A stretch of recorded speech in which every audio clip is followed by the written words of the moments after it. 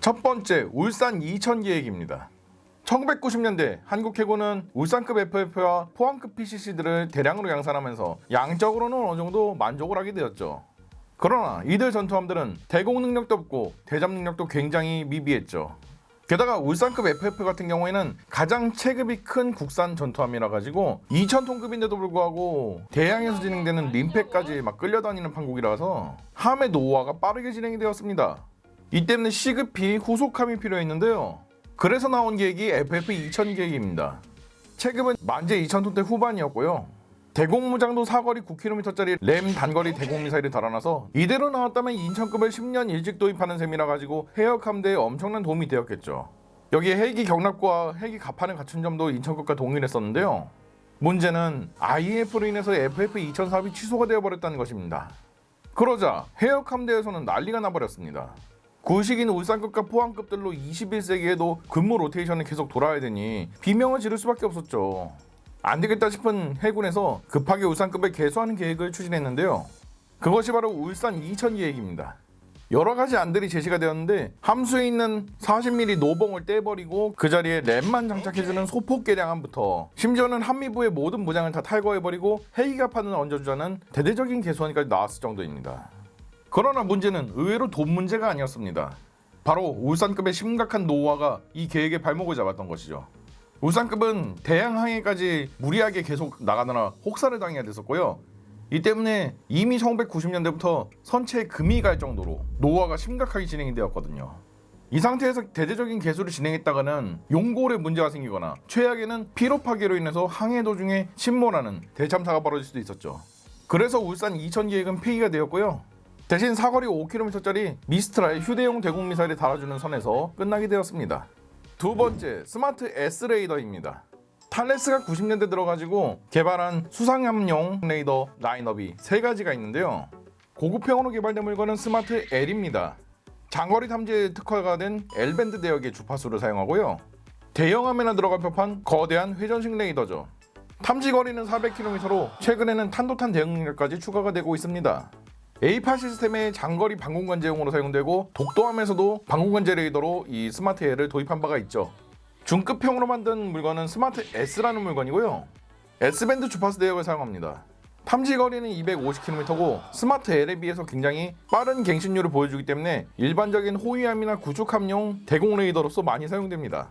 저가형으로는 MW08이라고 해서 탐지 거리는 폭격기 정도 되는 표적이어야만 최대 100km 정도에서 탐지를 할 정도고요.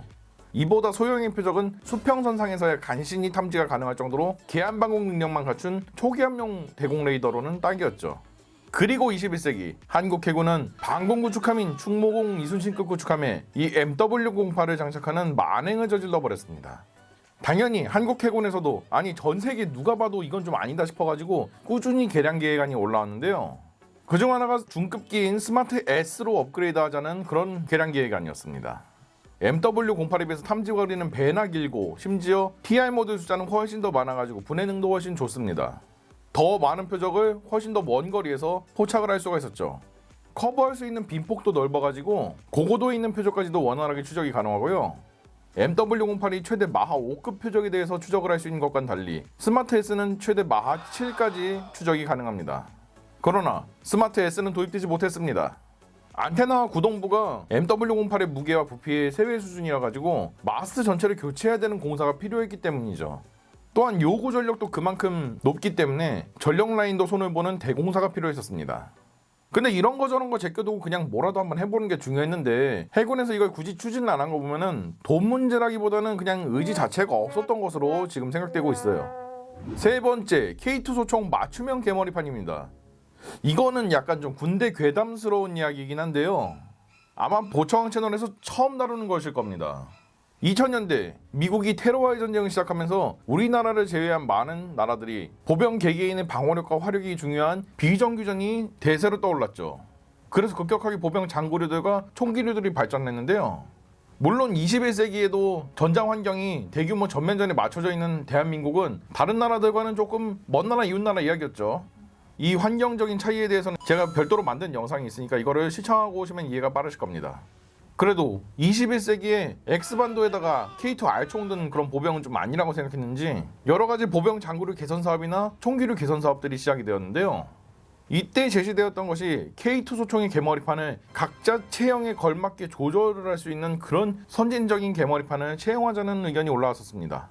K2 소총 쏴보신 분들은 아시겠지만 총의 개머리판은 그대로인데 체형별로 이게 차이가 있다 보니까 접용점도 달라지고 사격할 때마다 사격 자세도 미묘하게 달라질 수밖에 없죠. 만약에 맞춤형 개머리판이 있다라고 하면 편리할 것입니다. 그래서 엄청 굿 아이디어라고 찬양받았는데요. 그래서 이게 요즘 나오는 삐까번쩍한 신축형 개머리판에 칙패드 달린 그런 물건이었을까요? 놀랍게도 K2 소총의 개머리판 모양 그대로인데 크기만 다른 소형, 중형, 대형의 개머리판을 갖다가 찍어내가지고 이거를 체형별로 보급을 해서 갈아 끼워가지고 사용하자는 것이었습니다. 네, 또 높으신 분들이 이 정도까지 우리 보병들을 생각해가지고 그래도 의도는 좋았으니까 그러려니 해줍시다.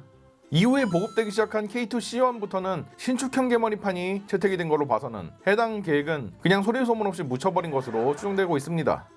구독, 좋아요 꼭 부탁드리고요. 멤버십에 가입하시면 각종 멤버십 전용 영상들을 보실 수 있습니다. 네 번째, K240A 장갑차입니다. 한국은 1980년대 K200 장갑차를 개발해서 배치시켰습니다. 그러나 이 장갑차는 원래 제대로 된 회전식 포탑과 기관포를 갖추고 본격적인 전투와 동시에 병력들을 엄호하면서 전투를 진행할 수 있는 IFV, 즉 전투 장갑차의 컨셉으로서 개발이 되고 있었습니다. 그래서 개발 초기에 굉장히 여러 가지의 포탑을 장착한 CG 차량들이 등장했는데요. 그중 대표적인 물건이 바로 4050 포탑을 장착한 K240A였습니다. 4050 포탑은 40mm 고속유탄 기관총이랑 59경 중기관총을 장착한 그런 포탑인데요. 40mm 고속유탄 기관총이 평지 기준 한문으로도 보병 중대 정도는 우습게 갈아 엎어버릴 정도로 굉장히 화력이 좋다 보니까 이것을 채택했다면 아마 대보병전에서 큰 활약을 했겠죠. 그러나 역시 비용 문제로 인해서 계획이 좌초되게 되었습니다. 다섯 번째, 글로벌호크 블록 40형입니다. 우리나라는 1990년대부터 북한을 감시할 목적으로 백두와 금강정찰기를 도입을 했는데요. 이게 호커 800이라는 너무 작은 비즈니스 제트기를 갖다 기반으로 만들어서 정찰 장비를 좋은 걸 못 달아줬습니다. 심지어 이게 호커 800이 너무 기체가 작다 보니까 여기에 그나마 구색 맞춤이라도 하려고 전자장비를 갖다가 쑤셔 넣다 보니 무거워가지고 채공 시간이나 도달 고도가 칼에 맞아버려서 도저히 쓸만하지가 않았어요. 그래서 한국은 IQ4 글로벌호크의 도입을 원했습니다. 터보팬 엔진을 갖춘 미국제 무인 정찰기고요. 채공 시간은 무려 30시간이나 되고 고도 19km 상공을 지속적으로 채공하면서 정찰을 할 수가 있어서 거의 지상의 인공위성이라고 불리는 물건이었죠. 작전 고도가 높다 보니까 수평선 한계가 덜해서 더 먼 거리를 탐지할 수가 있는 원리입니다. 레이더 영상 정보부터 시작해가지고 열영상 정찰, 광학 정찰, 심지어 신호정보 수집까지 가능한 만능 정찰기였죠. 그러나 미국은 글로벌호크는 전략물자라고 해가지고 판매를 거부했습니다. 그러나 2012년 미국은 차기 고고도 무인기인 글로벌 옵저버의 개발을 시작하면서 이게 개발되면 어차피 글로벌 호크는 구식이 됐기 뻔하니까 한국한테 판매를 허가를 했죠. 바로 글로벌 호크 블록 30형입니다. 그런데 이때 한국은 글로벌 호크에 만족하지 않고 신형인 글로벌 옵저버를 달라고 요청을 했었어요. 미국은 굉장히 난색을 표했는데요. 근데 어차피 미국이 난색을 표하든 말든 글로벌 옵저버는 개발 과정에서 문제가 너무 많아가지고 2년 만에 프로젝트가 취소가 되어버렸죠. 한국은 시무룩해 하면서 기존에 미국이 판매하겠다고 한 블록 30형 글로벌 호크가 아니라 블록 40형을 달라고 요구했죠. 블록 40형 같은 경우에는 레이더가 지상 정찰뿐만 아니라 해상도 원활하게 정찰할 수가 있도록 개량이 된 모델입니다. 이러한 장점 때문에 한국과 동시기에 글로벌 호크 도입을 추진하던 일본도 이 블록 40형의 도입을 요청했었는데요. 당연히 일본은 넓은 바다를 가지고 있으니까요. 게다가 양국 모두 곧 있으면 단종될 예정인 블록 30형을 사기를 꺼려 했었죠. 그러나 역시 미국은 전략물자라는 이유로 블록 40형의 판매를 거부했습니다. 그래서 한국이랑 일본은 그냥 얌전히 글로벌호크 블록 30을 들여올 수밖에 없었고요. 그리고 한국과 일본이 도입한 직후 글로벌호크 블록 30이 단종되어 버리면서 유지비 폭탄이라는 청구서를 받게 되었죠. 여섯 번째, 러시아제 우라늄 핵탄두입니다. 1990년 노태우 대통령의 북방 위교로 인해서 한국과 소련은 친구가 될 수가 있었습니다. 그러나 이 수교는 공짜가 아니었어요. 소련은 당시 경제난에 시달리고 있어가지고 한국으로부터 30억 달러, 지금 가치로 무려 15조 원에 달하는 돈을 대출해달라고 요구를 했던 것이죠. 그러나 당장 업적이 급했던 노태우 정부는 묻지도 따지지도 않고 이 대출을 친구비 명목으로 승인을 내줘버렸습니다. 그러나 소련은 다음에 개같이 멸망해버렸고 신생 러시아는 돈이 없는 나라였어요. 한국은 대출금 입금을 중단했지만 이미 14억 7천만 달러라는 돈이 러시아로 송금이 된 뒤였죠. 그리고 러시아는 이 돈을 떼먹으려고 진짜로 배째라 들어 누워버렸습니다. 근데 돈 문제라고 하면 철저한 게 한국인들 아니겠습니까? 바로 빠따들고 모스크바로 달려갔죠. 이때 러시아 측에서 놀랍게도 빚 대신 핵무기를 주겠다고 제안했습니다. 이 놀라 자빠질 일에 대해서는 제가 별도로 영상으로 만들어놨으니까 보고 오시면 이해가 빠르실 겁니다.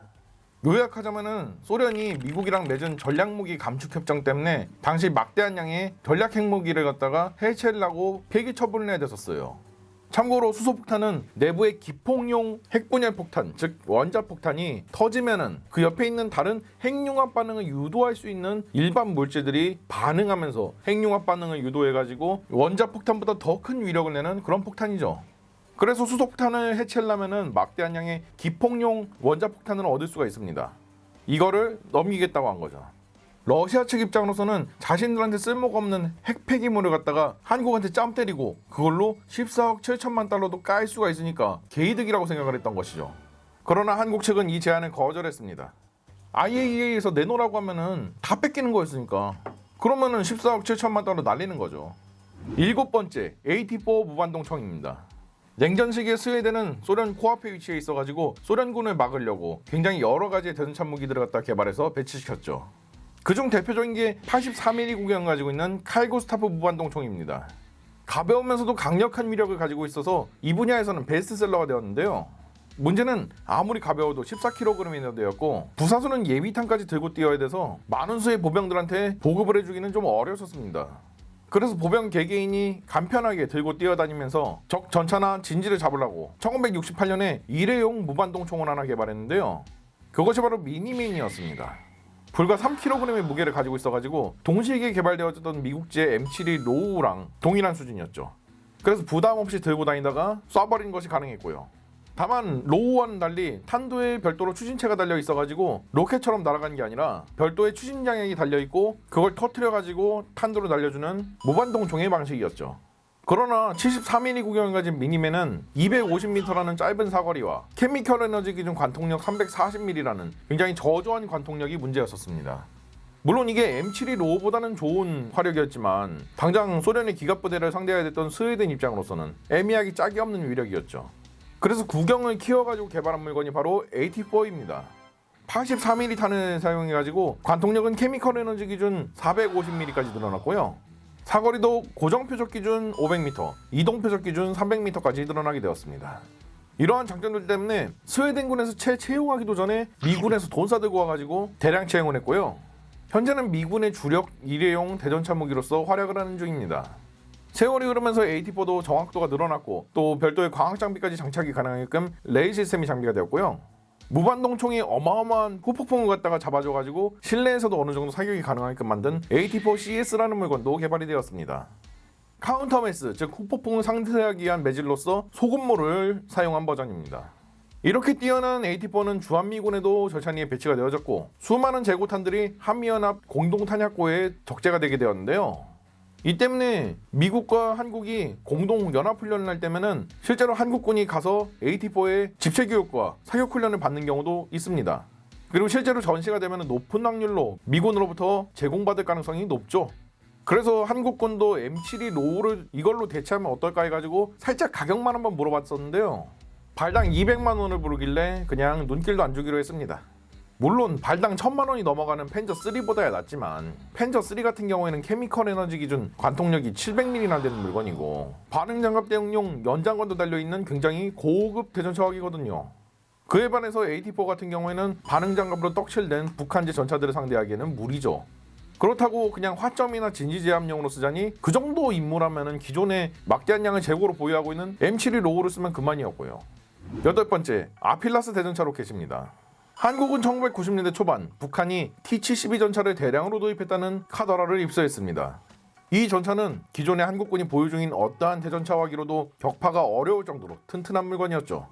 그래서 급하게 대전차 화력 증강에 들어갔는데요. 이때 보병들이 들고 다니면서 적 전차를 격파하는 휴대용 대전차화기가 절실했었습니다. 이에 1992년부터 차기 보병용 대전차 무유도화기 사업을 벌였는데요. 여기 프랑스의 지아트사에서는 아필라스 대전차 로켓을 제시를 했었습니다. 일회용 대전차 로켓이고요. 사거리는 고정 표적 500m에 이동 표적 300m로 M715보다 훨씬 더 길었고요.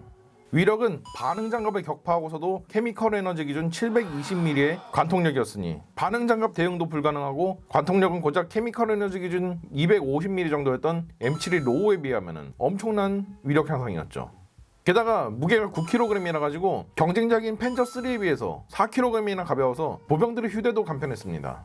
그러나 과도하게 발사 소음이 커가지고 사용자한테 트라우마를 줘서 실전에서 사격을 꺼리게 만든다는 단점이 있었고요. 가격도 일회용 대전차 무기인데도 불구하고 발사기에 재사용이 가능한 펜저 3에 비해서 무려 2배 이상 비쌌다는 것도 치명적인 문제였죠. 그래서 광탈해버렸습니다. 9번째, 로우 80입니다. 영국은 기존에 미국제 M72 로우 법봉을 사용하고 있었는데요. 가볍고 좋긴 하지만 관통력이 구리고 그래서 새로운 법봉을 개발했죠. 바로 로우 80입니다. 일회용 대전차 로켓인데 M7이 법봉이 구경 66mm인데 비해서 훨씬 커진 94mm라 가지고 위력이 강력했습니다. 관통력도 케미컬 에너지 기준 700mm 정도라 가지고 소련제 신형 T-72 전차도 전면에서 한번 격파를 시도해볼 정도는 되었죠. 그리고 특이하게도 일회용 대전차 로켓인데도 불구하고 스포팅 라이플을 사용합니다. 스포팅 라이플은 무반동총에서 주로 사용이 되는 건데요. 실탄을 발사했을 때랑 탄도가 굉장히 유사한 소고경의 예광탄을 발사하는 단발소총입니다. 이 단발소총을 실탄을 발사하기 전에 먼저 쏴봐가지고 표적과의 거리를 측정하고 실제 실탄이 날아갔을 때 예상 착탄 지점을 확인한 다음에 쏘는 원리였죠. 이 때문에 훨씬 더 정확한 사격이 가능했고요. 축소 사격 훈련도 쉬워가지고 비싼 실탄 사격 훈련 없이 어느 정도 숙련도를 유지하기가 쉬웠죠. 이 때문에 로우 80은 1배율 조준경을 가지고 있음에도 불구하고 초탄 명중률이 굉장히 높았습니다. 유효 사거리도 이동 표적 300m에 고정 표적 500m 정도는 나와줬죠. 로우 80을 한국 육군의 대전차화기 사업에 제시를 했습니다. 가격은 현재 가치로 1천만 원 정도 수준인데 이 정도면은 지금 현재 나오고 있는 펜저 3의 가격과 비슷하거나 조금 더 싼 수준이죠. 그래서 경쟁 자체는 가능했는데 한국군 같은 경우에는 일회용 대전차 무기인데도 불구하고 별도로 스포팅 라이플까지 보급해주고 관리를 해줘야 된다는 점이 굉장히 부담이었습니다. 막말로 총을 2개씩 가지고 다니는 셈이니까요. 대대나 연대급 지원학이라면 감수할 수 있지만 이거는 보병 분대용 화력이니까요. 여기에 비해서 펜저 3 같은 경우에는 2.5배율 조준경으로 명중률을 보호하는 방식이었고 발사기도 다회용이었으니까 장점이 많았죠. 그래서 결국은 펜저 3가 채택되고 로우 80은 탈락해버렸습니다. 10번째, RGW-110입니다. 이스라엘은 1980년대를 관통하면서 가자지구와 레바논에서 수많은 시가전을 경험했습니다. 이때 이스라엘이 주력으로 배치시켰던 B-300 대전차 로켓 같은 경우에는 길이가 무려 1.4m나 되어가지고 시가지에서는 영 걸리적거려서 쓰기가 난감했었어요. 이때 싱가포르도 비슷한 생각을 했습니다. 말레이시아가 쳐들어오면은 결국은 싱가포르는 시가지니까 시가지에서 쓸만한 좀 컴팩트한 수준의 대전차 로켓이 필요했던 것이죠. 독일 역시 미래 전장 환경에서 시가전의 중요성을 인지하고 있었습니다. 그래서 그 세 나라가 전우회를 실시하여서 개발한 물건이 바로 마타도어 대전차 로켓입니다. 길이는 B-300에 비해서 무려 40cm가량 줄어들었고요. 사거리도 이동 표적 300m, 고정 표적 500m로 최신 대전차 로켓이랑 동일한 수준이었죠. 다만 무게와 길이를 줄이려다 보니까 구경은 90mm로 제한이 되었다는 게 문제입니다. 그래도 관통력은 케미컬 에너지 기준 500mm 정도는 되어가지고 AT4보다는 훨씬 좋죠. 게다가 반응 장갑 대응용 스탠드오프 프로브도 가지고 있어가지고 반응 장갑에도 효과가 굉장히 좋습니다. 여기에 더해서 무게도 9kg이 채 안 돼가지고 보병의 허리에도 굉장히 좋았습니다. 카운터매스도 가지고 있어가지고 좁은 실내에서도 어느 정도 사격이 가능했었는데요. 이렇게 뛰어난 물건이지만 독일은 만족하지 못했습니다. 왜냐면 관통력이 애매했기 때문에 그래요. 그래서 구경을 110mm까지 키운 RGW-110이 등장했죠. 무게는 10kg으로 늘어났지만 관통력은 케미컬 에너지 기준 700mm를 달성했습니다. 그래서 독일군에서는 중대급 대전차화기로 편제가 된 펜저 3의 화력을 이 분대급 대전차화기인 RGW-110이 따라잡게 되었어요. 이때 한국은 보병용 대전차화기로 펜저 3를 채택해가지고 사용하고 있었는데요. 성능은 굉장히 좋지만 무게가 13kg이라 가지고 보병이 휴대하고 이걸 산악지대를 행군하기에는 굉장히 무리가 많았습니다. 그리고 기존의 보병 분대급이 가지고 있던 M72 로우보다는 역시 훨씬 더 좋은 수준의 일회용 대전차화기가 필요했었죠. 그래서 한국군도 RGW-110을 알아보고 다녔는데요. 문제는 M72 로우를 대체할 정도로 대량 생산을 하려면 결국은 좀 싸야 되는데 이 RGW110은 펜저 3랑 맞먹을 정도로 비쌌습니다. 물론 한국의 경제력 정도면 이 정도 못 사줄 정도는 아닌데요. 이 정치인들이 아니 더 우수한 무기를 국산 개발을 할 수도 있는데 왜 굳이 외화 낭비해 가면서 외국에서 사오냐는 논리로 지적을 했죠. 결국 RGW110은 채택되지 못했고 대신에 한국형 단거리 대전차 로켓 사업이 시작되게 되었습니다. 문제는 육군에서 관통력은 펜저 3보다 좋은데 무게는 RGW110만큼 가볍고 발사기도 재활용이 가능한 말도 안 되는 수준의 성능 요구 사항들을 갖다가 업체 측에 요구를 한 것이죠. 개발 난이도가 실현 불가능한 수준의 난이도다 보니까 개발이 계속해서 지연되고 있고요. 하나마저도 더 이상 못 해먹겠다고 해가지고 사업 때려치고 탈주했습니다. 그나마 최근에 이제 풍산이 이 ROC를 어느 정도 만족한 그런 로켓을 지금 개발했다고 하니까 정말 다행이죠. 잘 보셨나요? 제가 다음 편도 준비해 보도록 하겠습니다.